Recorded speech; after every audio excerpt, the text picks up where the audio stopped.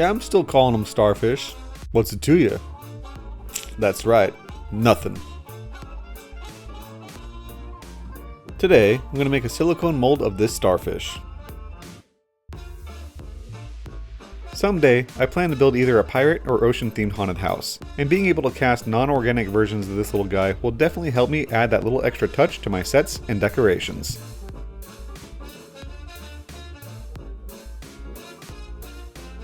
I'll start by marking out on this piece of melamine the size of the starfish, plus a bit extra for the mold, and cutting it to size to make it easier to work with.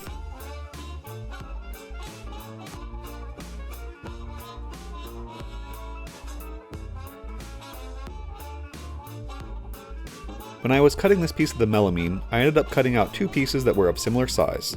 This way, when the silicone mold is done, I'll already have two pieces set aside to make the top and bottom of the mold box.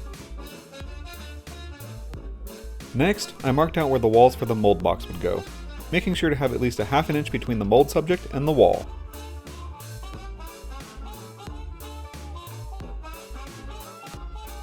To figure out how tall to make the walls, I measured how tall the starfish is, as well as I added at least a half an inch for above and below to get the total height. I used this foam core board and some hot glue to make the walls of the mold box.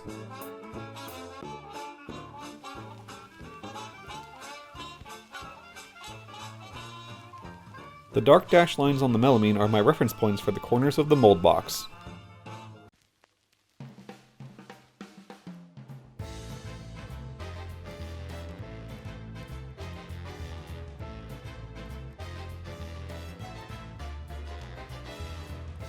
When gluing up the mold box, I need to be very careful that everything is completely sealed.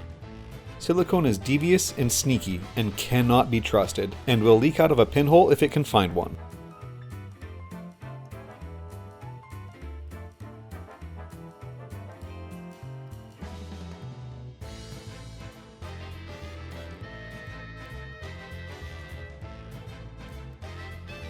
With the mold box completed, it's time to move on to the next step. Next, I'll trace out the shape onto this piece of styrofoam and cut it out to fit into the mold box. This, plus some clay that I'll be fitting shortly, will be used as a placeholder that will eventually be the top half of this mold.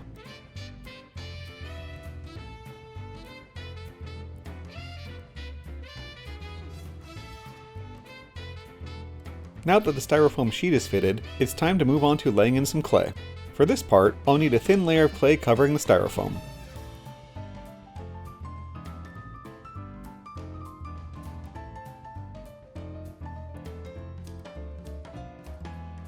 With the clay smoothed out, I'll need to carefully remove it from the melamine and fit it into the bottom of the mold box.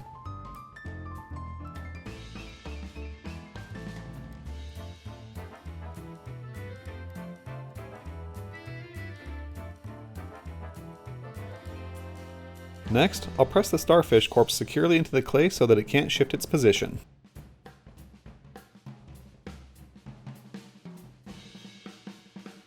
Then I'll take some smaller bits of clay and slowly fill in any gaps underneath the starfish, making sure that there won't be any undercuts or locking points.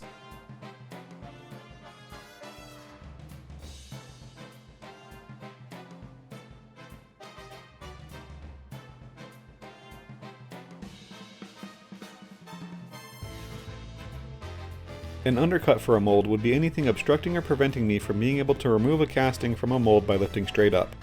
Basically anything that wraps around beyond the widest point of an object.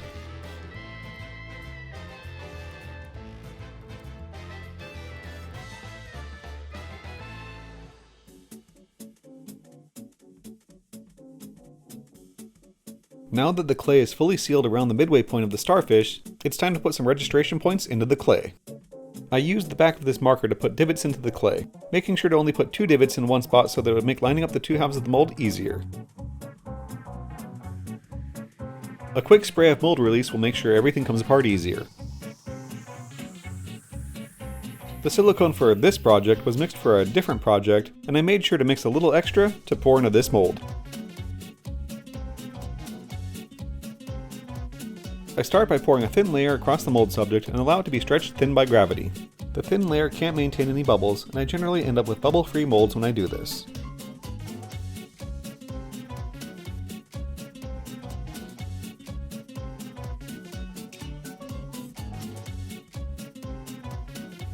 With the first half of the silicone fully cured, I need to cut it away from the melamine board, remove the styrofoam, and leave the clay out to dry.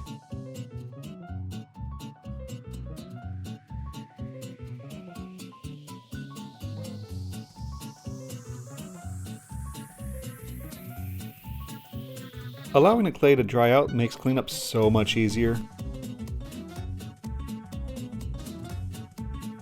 With the clay dry, it simply pops loose with very little cleanup. See? Told ya. Next, I'll remove any excess silicone and any remaining bits of clay. Normally, I would wash this side of the mold with a toothbrush in the sink, but seeing as how the starfish corpse is organic material, I'm going to need to do this without using water.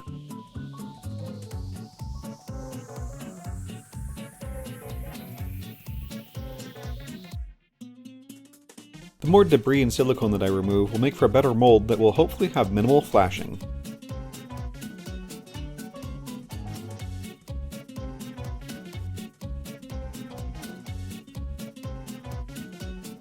And with that, it's time to mix up some more silicone.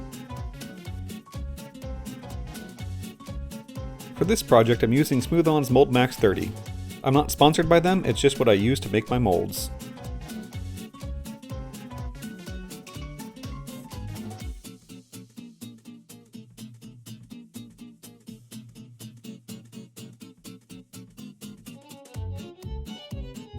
At this point, I spray a generous amount of mold release so that the two halves won't stick together. The same as the first half, I first pour a thin layer to pop the bubbles close to the surface of the mold subject, and pour the rest afterwards.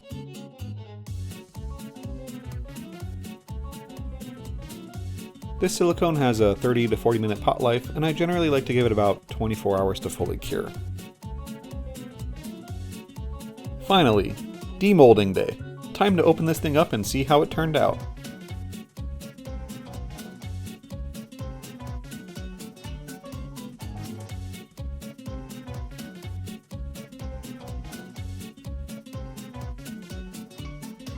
Alright, it actually turned out really good. Those little loose bits of silicone were expected because there are some voids in the starfish and it's okay that they came loose. Next, you need to clean up any other loose bits of silicone and prepare to build the case that holds the two halves together.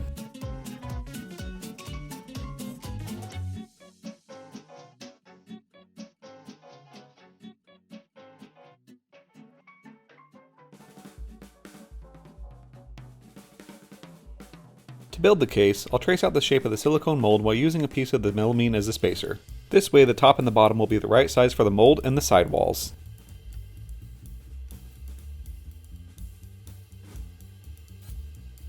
When cutting the angles for these pieces, I made sure to note down the angles as I cut them. This way, it was easy to replicate the cuts a second time on the other piece of melamine. I could have placed one on top of the other as I was cutting them, but I just didn't think of that as I was doing this.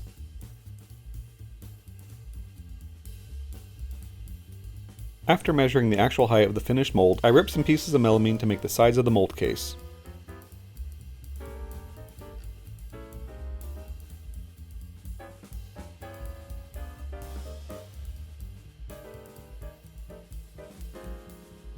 I got the angles for cutting the sides by doing some nonsense that I don't know how to put into words, so just try to follow what I'm doing on screen.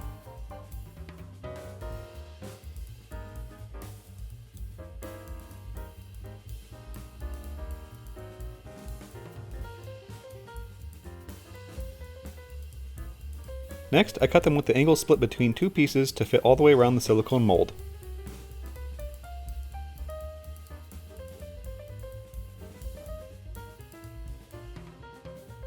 Because the starfish isn't equally the same size all the way around, I had to keep measuring for each corner. Come to think of it, I could have just made it perfectly equal all the way around when I made the mold box. Huh. Well, too late now. Before I assemble the case, I'm going to drill 1-inch diameter holes in the bottom and lid of the case. One will be a pour spout and the other one will keep the silicone mold from getting stuck in the case due to suction or a vacuum. These pilot holes will keep the screws from splitting the pieces of melamine. Now, with everything labeled, it's time to start assembling the case.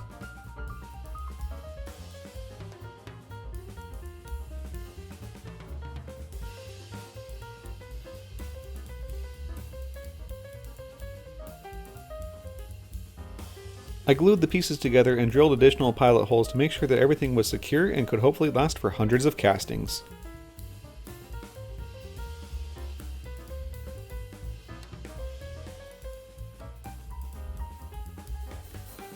As I went along, I made sure to keep checking that the silicone mold would fit properly into the case.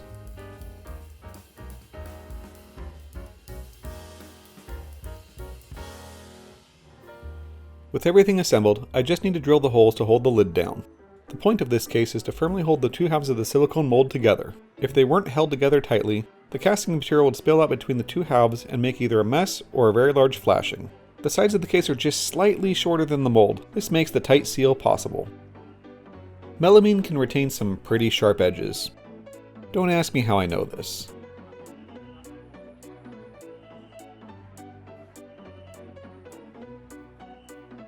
There we go.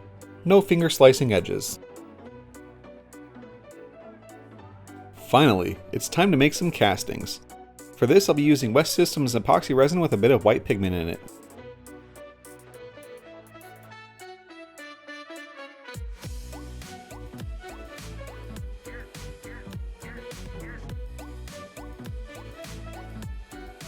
I'm going to pour the resin in slowly and attempt to slosh things around to get in all the corners of the mold.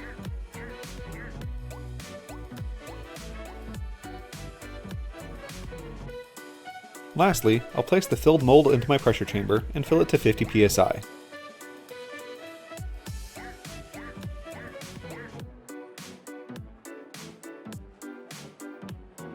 Now that the resin has cured, it's time to crack it open and see how it turned out.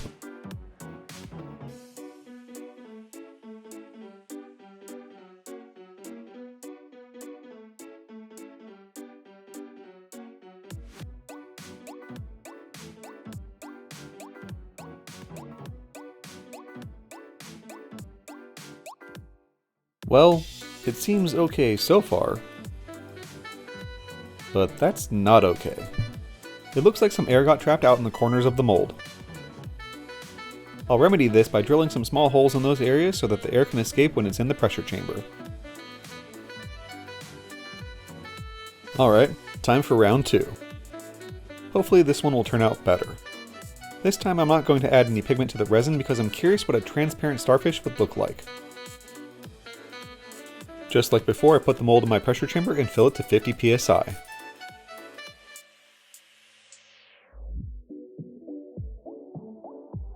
Time for the moment of truth, to see if I can get something out of this mold that's half decent. And it looks like it came out pretty darn good this time. Unfortunately, I have to drill out the leftover resin that cures in the pour spout to free the starfish from the top half of the mold, but that's okay, doesn't hurt anything.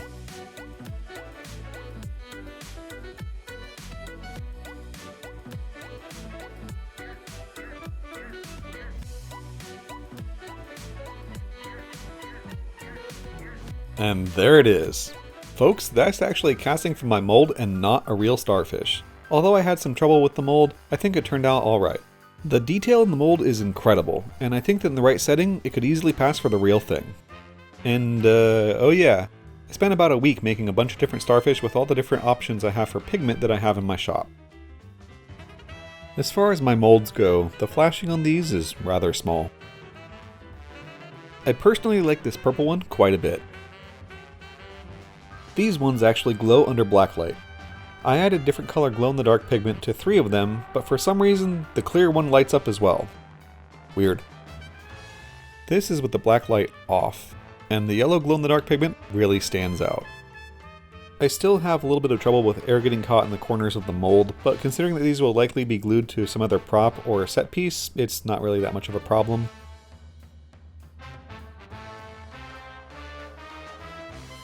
Just one more thing. I actually made 3 molds of 3 different starfish. The mold that I made in this video was actually my 3rd attempt at this project. These pictures just unfortunately don't do justice to how much detail was captured in these molds.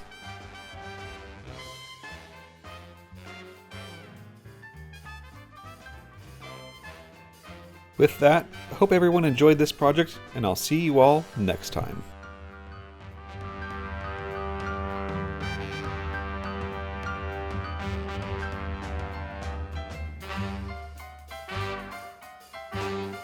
how works it?